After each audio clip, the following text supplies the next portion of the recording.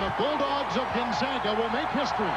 This will be their first NCAA tournament. Gonzaga University moves on to the second round of playoffs in the NCAA tournament. The Bulldogs beat the University of Minnesota 75-63. And we're going to take you live to Seattle, where KREM 2's Mark Holyoke is standing by. And Mark, it appeared that so-called home court advantage did help.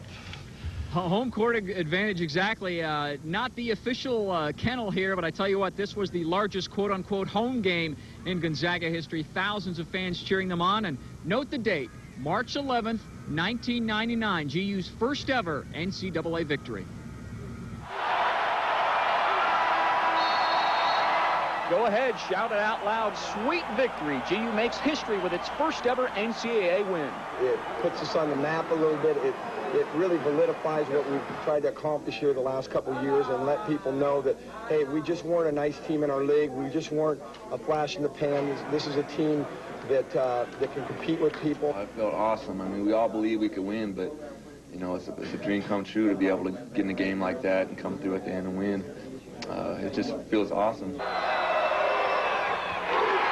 Now, the result was very much in doubt late in the second half. Freshman Dusty Reichert hit 2 free throws to cut a 23-point GU lead to just 2. But Richie Fromm saves the day with this huge three-pointer, and GU hangs on to win it.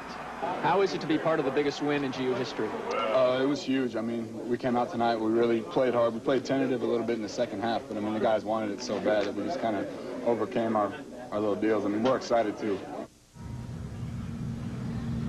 Well, a lot more to this win than just the final score, Tom. A lot of folks tuned in this morning during the usual soap opera time period, and we've kind of got a soap opera going on here. Yeah, we sure do, and it's too bad for all parties involved. I think a few people around the nation are going to think that this was a bit of a tainted win. The story came out in a Minnesota newspaper yesterday.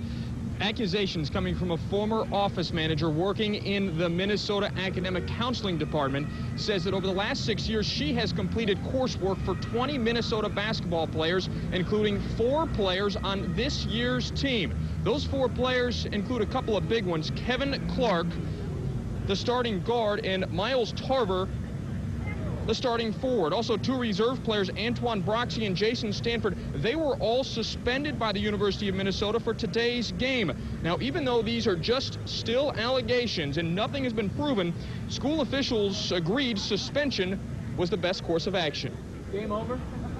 We agreed that this is the best thing to do. Send the right message out there that we're trying to do the right thing in Minnesota.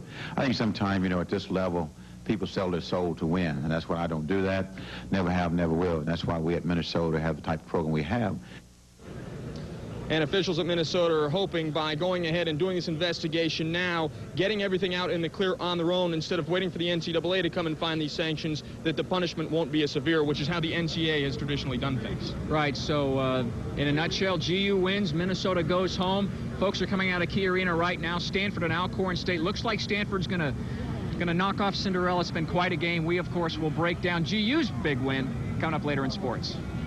All right, thanks so much, you guys.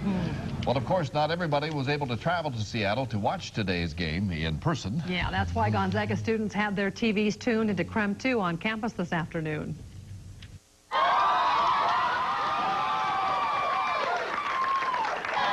Yeah, listen to that. At Crosby Hall, Gonzaga students rode the March Madness roller coaster in front of a big screen TV.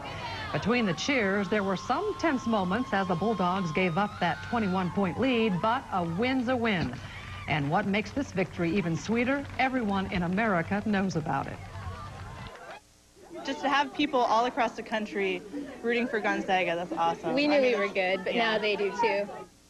Well, college fans weren't the only ones taking a timeout for today's big game. That's right. Folks at Gonzaga Prep High School also excited about the tournament victory.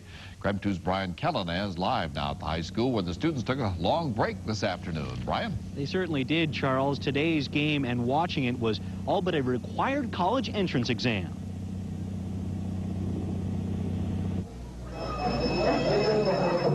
Second period was a little different today at Gonzaga Prep High School. The excitement didn't come from the homework. It came from G-Prep's college namesake in its first ever NCAA tournament win.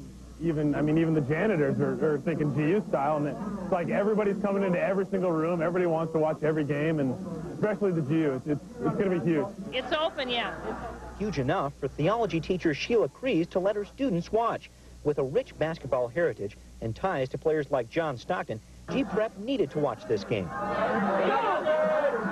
And with the blessing of President John Trainer, today's lesson plan was clear. He was here. That makes me feel comfortable. The president was sitting next to me. Yes, that's true. I feel my job is a little more intact after that little scene, yeah.